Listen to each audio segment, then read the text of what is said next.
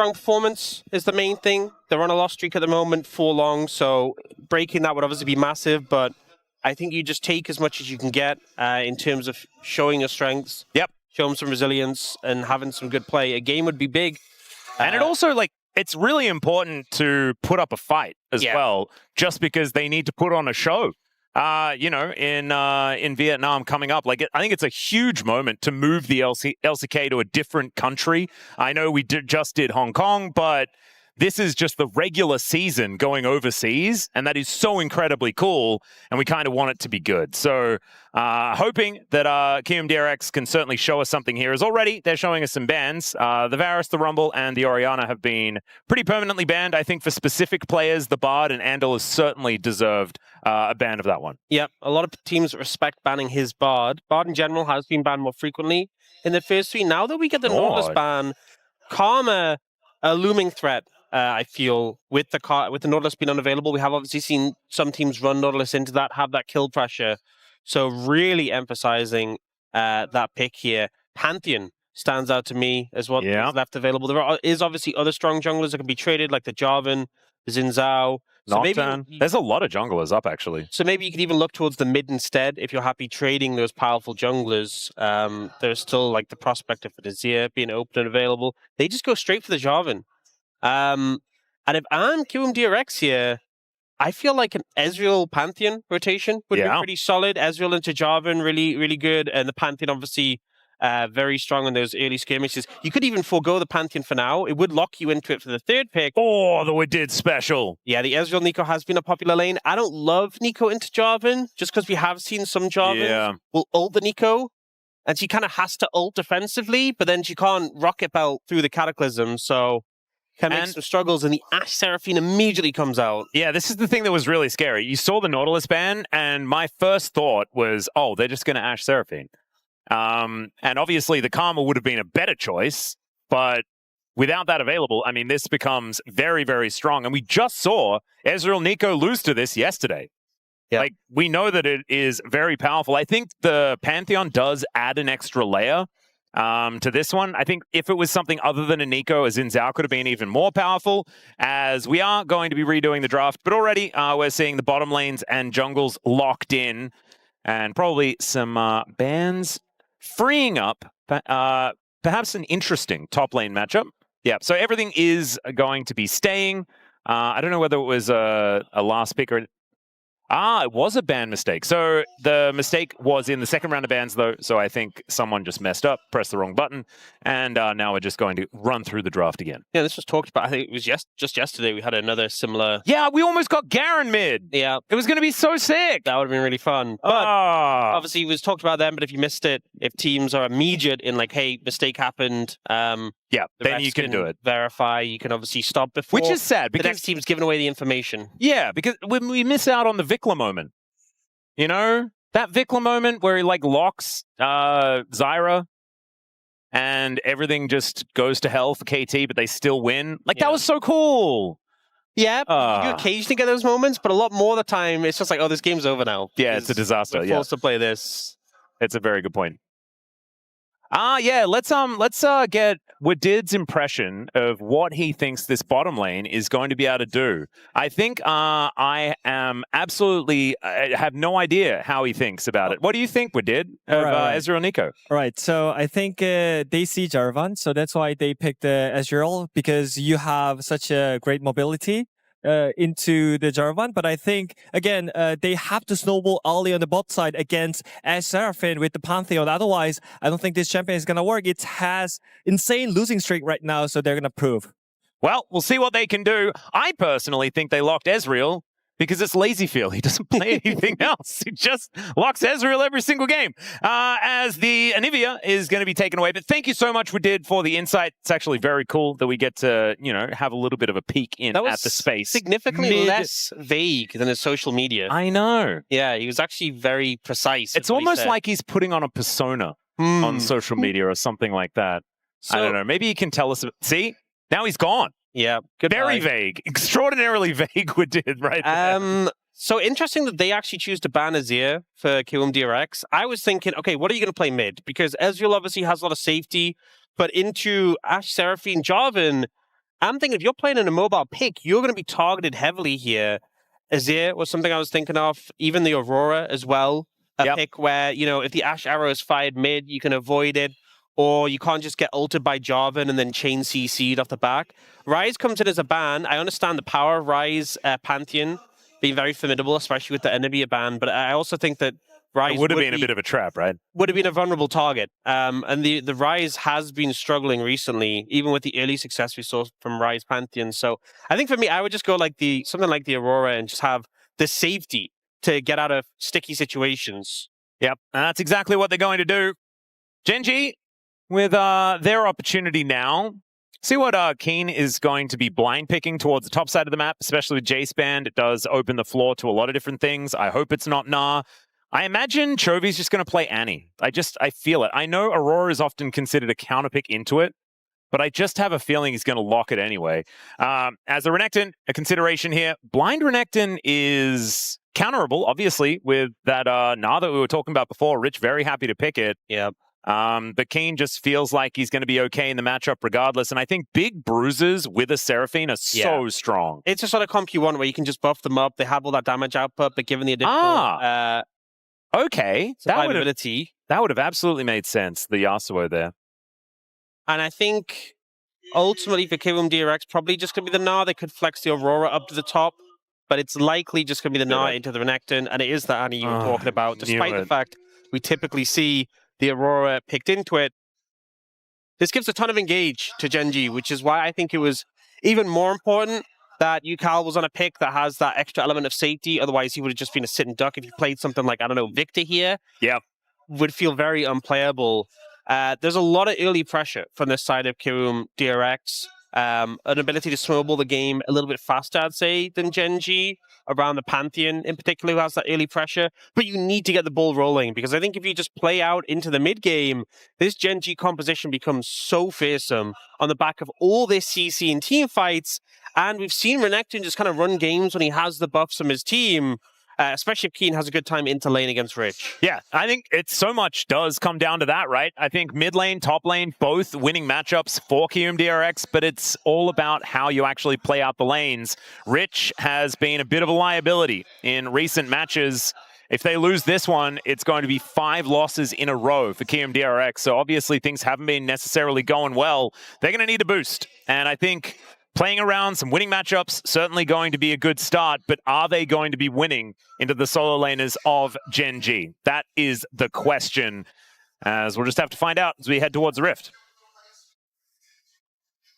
You can talk a little bit more if you like. That was a little... I was just admiring the pandemonium thing. It was very cool. I wasn't working yesterday, so it's cool to see it. Ah, right. Just absorbing. Well, let's go into the Rift now.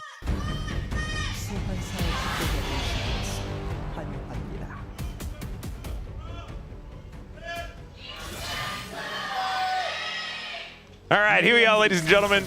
G-Sun just gave me the great handoff in all caps. And so I really appreciate that. Thank you very much, G-Sun. It was some of my best work, I thought. It did sound a little bit like I was just basically throwing it to the fan chants. It was a bit too vague. That's what, okay. Yeah, that's some of the feedback. I've been talking to Adid a lot recently, okay? It's not my fault. Well, actually, you should say, I've been talking to someone. Oh, no. It is. It's contagious vagueness. That's what it's been dubbed. And it's something that we do have to watch out for here at the LCK. We apologize if there has been too much vagueness, but this is the thing that goes around. You know, it's like the flu, and we've all just caught the vagueness. And we all know who Subject Zero was when it comes to that. Well, he did get help from someone else as well. That is true. So maybe there's like Subject 0 and Subject 0.5. Yeah. That both exist, and then there's the rest of us. As already some laning has begun, and this is looking kind of like we were expecting. Just gonna be difficult. Yeah, it feels bad on the Ezreal, who is such a strong level 1, to kind of get zoned out, but obviously Ashe is no slouch in the early levels. It's pretty good.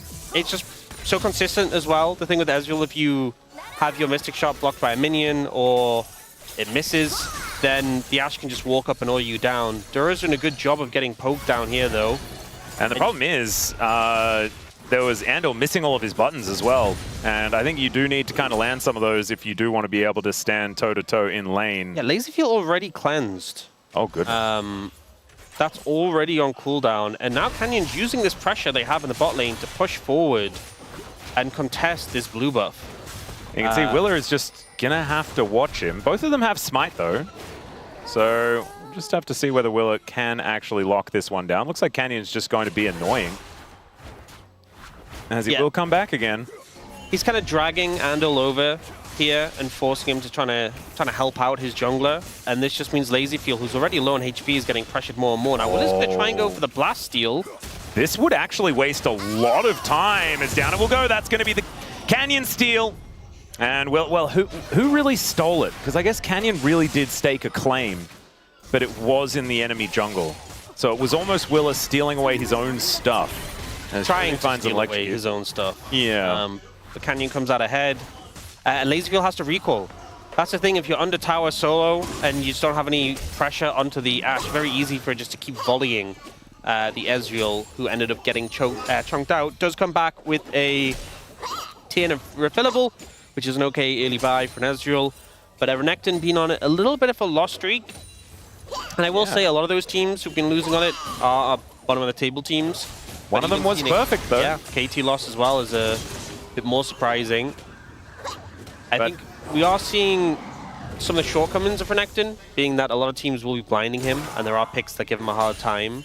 I think Gnar is honestly one that we know scales well into the later stages, but we've seen good Renektons still have that early pressure, as Kiin is having now. And if you get momentum on the Renekton, he is very fearsome into the mid game. Yep, can be quite scary, even in this particular matchup, as Duro does scare LazyFeel as he was hiding in that brush for quite some time. Andil going to make his way down. And it does seem... Oh, did request this himself? He might have. It did start off relatively well, but has since become a little bit of a problem. As Duro down to 50%, but Andil also only just making it back to lane and in a little bit of trouble. Ruler absorbs Mystic Shot with that barrier. It's going to help that health bar stay pretty comfortable. I was going to say healthy. Felt like it was the wrong word. They're already pretty chunked out in this situation. And obviously there's sustain on the side of Gen.G. Not a ton, but just with when Duro does have that stack passive with the W, it will help you just outmatch your opponents. Already the refillable charge is gone from LazyFeel and Andil. Yeah, they're already a couple of waves behind. Yeah, and Ruler having the Cole as well. Not just an investment, but the extra sustain that offers too makes it tricky. We do see Willer moving down towards the bot side again, but Canyon is just matching him. Yeah, and Andil is in so much trouble. The heal has to come out one more time. There's a beat drop for the snare, and almost able to pick it up with a Q on Duro's side. Still, Willer's going to come on over and protect first blood at least. But still, I mean, it's not great news. Flash in from Kiin. He's got the Dominus running, and the hop is going to be enough to get Rich out of dodge. Yeah, wasn't able to get the full amount of damage down there to kill Rich. Was looking for an angle, but ends up just burning Flash. Is now stacked up, though. Could look for something here in a dive. Yeah, no. And picks up turret aggro because Dominus was still running. Yeah, so I think if you didn't get the tower aggro, maybe there's potential, but as soon as you got that early aggro, it was a no for Kiin. So goes for the aggressive play, isn't rewarded, and now potentially a little bit vulnerable to a gank with a lack of Flash. Yeah, both of our top laners actually going for a reset here as well. So it, in the end, will just be Rich has a summoner spell and Kiin doesn't. So a bit of an advantage for the Gnar. Certainly going to be something Rich will be very happy with as Andil moves in, but Chovy looks very comfortable here in lane. And he is ahead by a very large margin. Chovying, if you will. Yeah. Hasn't necessarily been laning quite as well as he had in previous years earlier on in the LCK, but this is looking like a bit of a return to form for Chovy, who now does have a bear in hand. He's wondering when to drop it onto Ucal. It will be soon. He will just drop the tibbers on his head and do a ton of poke. That's just the way you play Annie. Indeed. Very unfun to be against. Well, when does it get fun for KRX? That's sort of my question here, because I'm not seeing an angle. Well, maybe here. They do have the Pantheon ult. And that is what they're going to use to get towards this top side. Kiin is in a world of trouble, does avoid the house, but I think he just wants to try and clear whatever of the wave he can before he inevitably dies, and that is going to be first blood delivered to Rich on a silver platter. Yeah, capitalizing on that lack of flash for now. Oh, Arrow misses kind of point blank here as they look for LazyFeel. There's a Cataclysm onto Andil as they change their minds. LazyFeel needs a few more autos from Ruler, and that is going to be Duro that finishes it off. Gen.G do find the double in the bottom lane, even though it looked a little bit haphazard to begin with. Yeah, it was a bit touch and go at points there, but ultimately the ult from Canyon comes in and manages to lock them in place. Here, though, this was really easy setup for Kiwoom DRX. No flash on Kiin, Rich with the Mega Gnar to set it up, and as you said, Kiin just kind of aware that he's not getting out of this, clears the wave up as much as possible before he goes down. But this bot dive is... You know, it's a good dodge on the Ashe arrow that comes in, and then Canyon ends up getting all the mobility from LazyFeel and trapping him in the Cataclysm. You see here, so he arcane shifts there, and actually flashes later. And then tries to go for the kill onto Ruler. The tower damage is ramped up, but with so many flashes available, it's easy just to disengage from the situation. Yeah, it was very weird, though, because I felt like Canyon walked in, missed everything, and then just cataclysmed them, and they died anyway. Yeah, that was enough. Yeah. Pressure was already there, and I think a big thing was Andil just not able to connect, going down pretty quickly. Didn't even use the flash in that situation. A little bit unfortunate, as Ucal tries to go between the worlds, but does immediately get stunned. Chovy still waiting for the bear to come back. And so is able to trade back quite nicely, but Ucal is still in a pretty good spot in this lane, despite the CS deficit. That margin has not changed too much. I'm concerned about Kiwoom DRX, because obviously Willa got that first gank with the ult, but waiting till 6, and it's not that he hasn't looked for angles, but just he was matched by Canyon on that bot side consistently. And I think if you're into this Ashe Seraphine, so often we've seen the Ashe Seraphine struggle when it's on the receiving end of like level 3 ganks. Yeah. And we didn't get that this game. We didn't get that early disruption, putting the summoners on cooldown and putting more pressure down. And as a result, it's already a 1.5k gold lead for Gen.G, less than 10 minutes into the game. Which is kind of crazy given the fact that it was first blood going over to Kiwoom DRX. The immediate answer in that bot dive, though, from Gen.G, really riding the ship on their side of things. And so the question now becomes, how does it become okay for Kiwoom DRX? Or is this just going to be the classic Gen.G snowball into a victory, which I'm desperately hoping is not the case, because we need the home front to be fun next week, right? That's I think that's what everyone wants.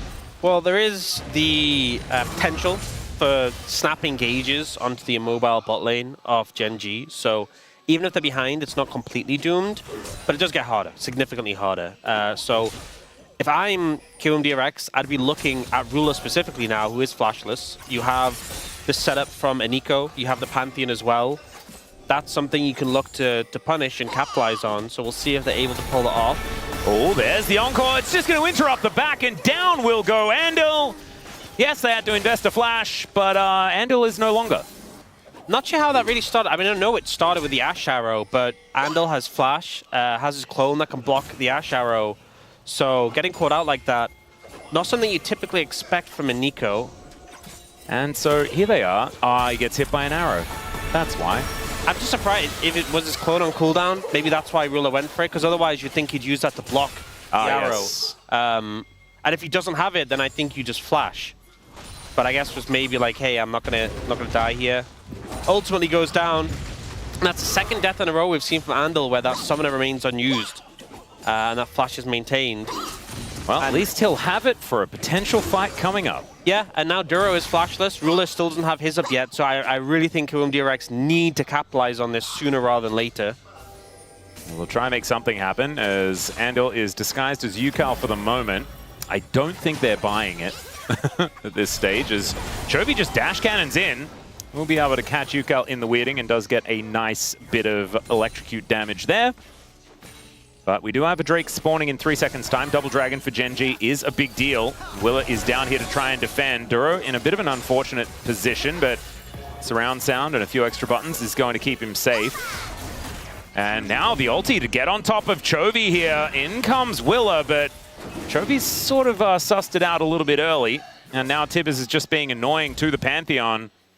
Kiin is getting low here towards his top side with both top laners having teleport. Could be kind of a big deal as Rich really wants that hyper proc, but Kiin should be able to just slice up this wave and does indeed do that. Yeah, Kiin still had ult and that on-demand extra HP makes it a little bit harder to go for a dive there. Chovy's looking for an angle here. Yeah, Ucal goes between the worlds. They had an idea that he was here. As there's the flash in from Willa, flash out from Chovy as the teleport is coming through to try and back him up. In the meantime, Andil's dead yet again. But there's the flag and drag on top of Willa. Cataclysm onto Ucal, who gets out of it, but I don't think Kiwoom DRX is going to be too happy about this moment, as the Drake should be taken here as well. Kiin finding Rich one more time, as Rich does hit Mega when he needs to, wallops Kiin, and they will just wander back towards the top lane. Yep, so ultimately it's Gen.G coming out ahead. They will get the Dragon on the back of this as well. Andil picked again on this Neeko. And we'll see the replay here. So Andil just gets hit with the arrow. Ruler was out of vision briefly for that moment. Again, isn't able to block it with the clone. It doesn't flash. It just goes down once more. Really struggling so far on this Neeko.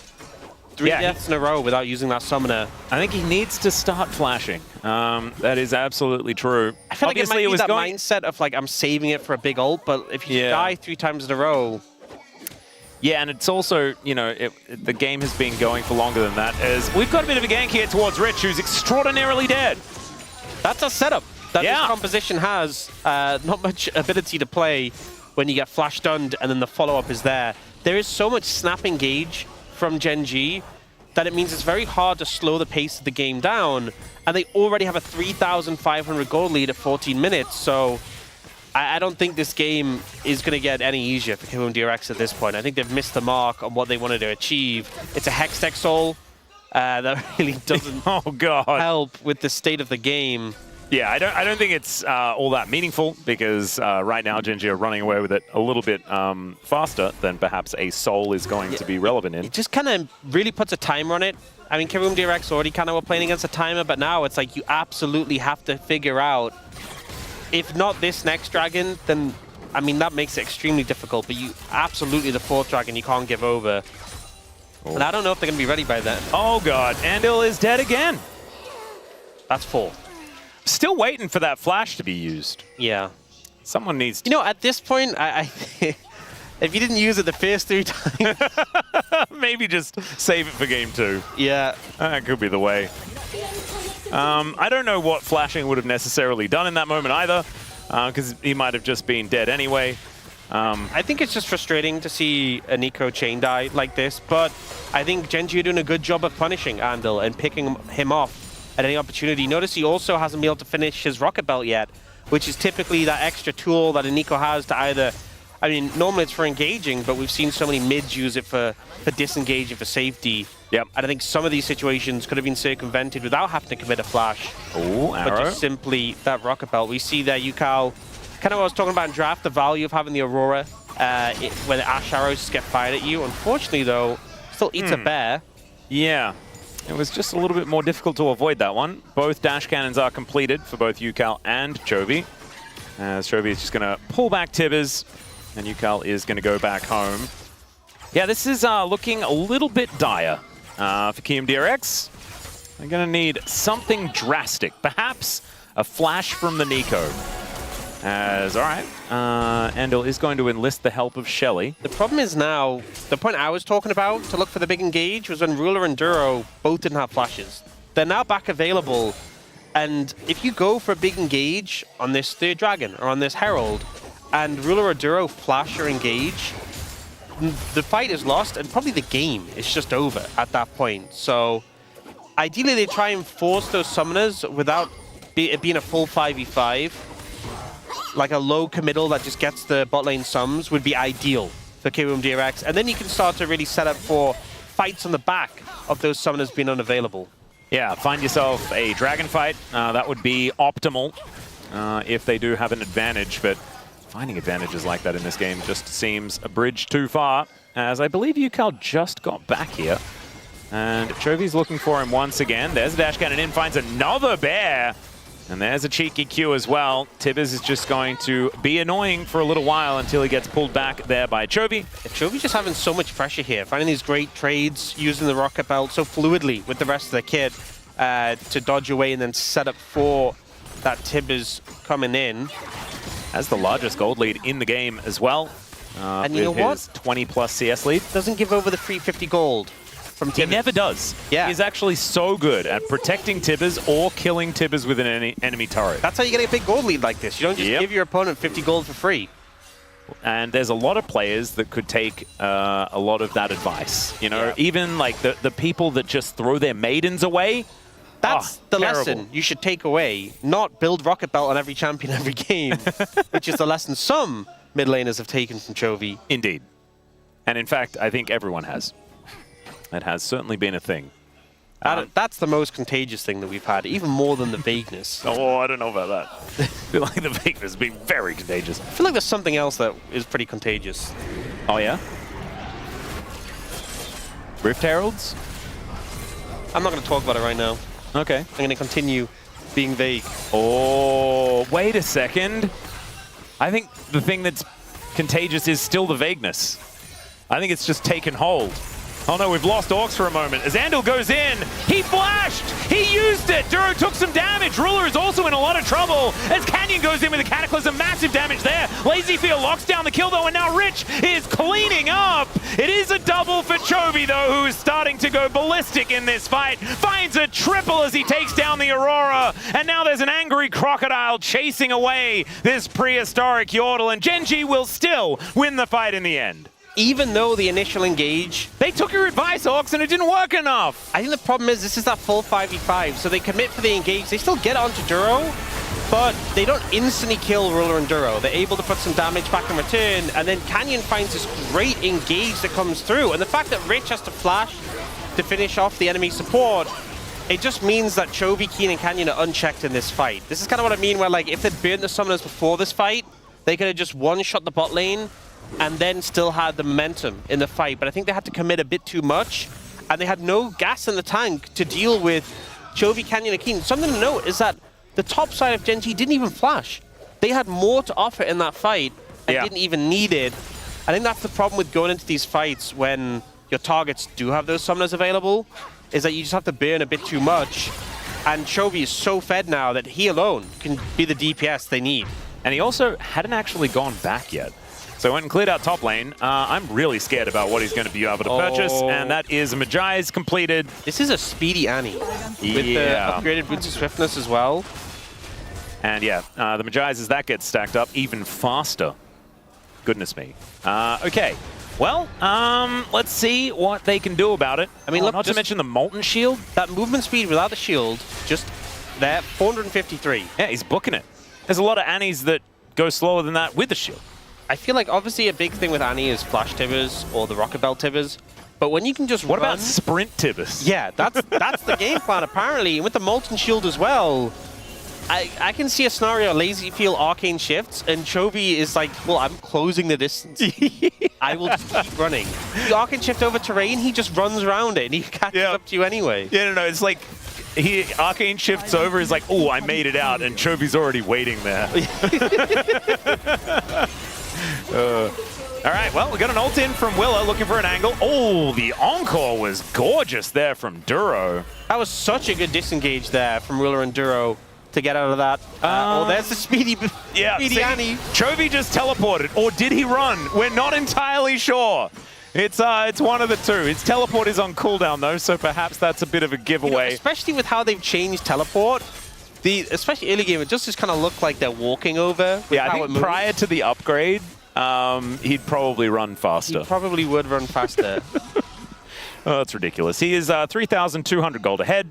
And yeah, the Annie, I was going to say he's a problem. I think, you know, there's some things that don't necessarily need saying, but yeah, he is. 6-0. Yeah, it's 3,000 gold lead. That's a big Annie. Pretty far ahead. Everyone's ahead on Gen.G. It's an 8,000 gold lead overall.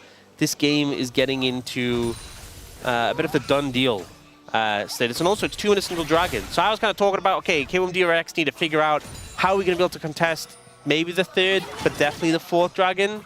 Things have gotten significantly worse since that point. Yeah. Not this better. Is an example of it. Yeah, this does look worse than earlier. And still, no Tibbers going to be picked up for you, Ucal.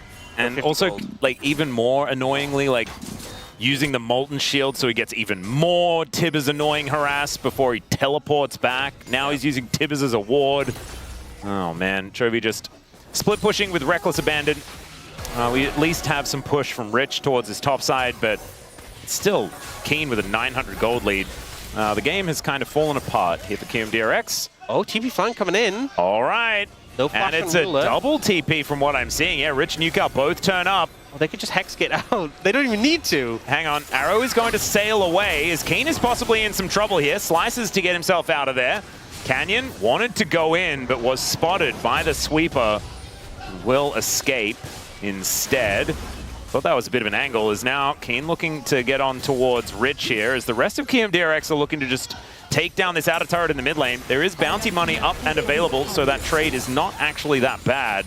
But still Gen.G are just going to break the inner turret and might just be able to take an inhibitor, which would mean getting the soul in 54 seconds would be a lot easier. Yeah. Someone does eventually need to if you don't, bot lane. It's like the ostrich thing, you know, like the hit, like it does still happen actually. Maybe they're doing like if you're not vague watching. shot calling, like they didn't say who should go Oh bot. no, did they catch vagueness as well? Yeah, they're like, someone should defend bot. They're like, yeah, someone should. Well, it shouldn't have been Rich. As, oh dear!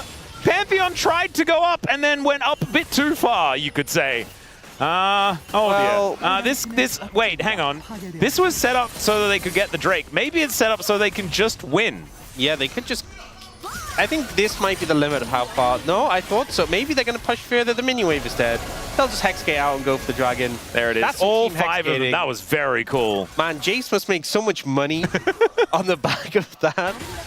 Every time someone takes the hexgate, you know, he gets royalties. Oh, I didn't know that. Yeah. He takes a commission from every hexgate? He does. That's how it builds up. That's how he pays the bills. Damn.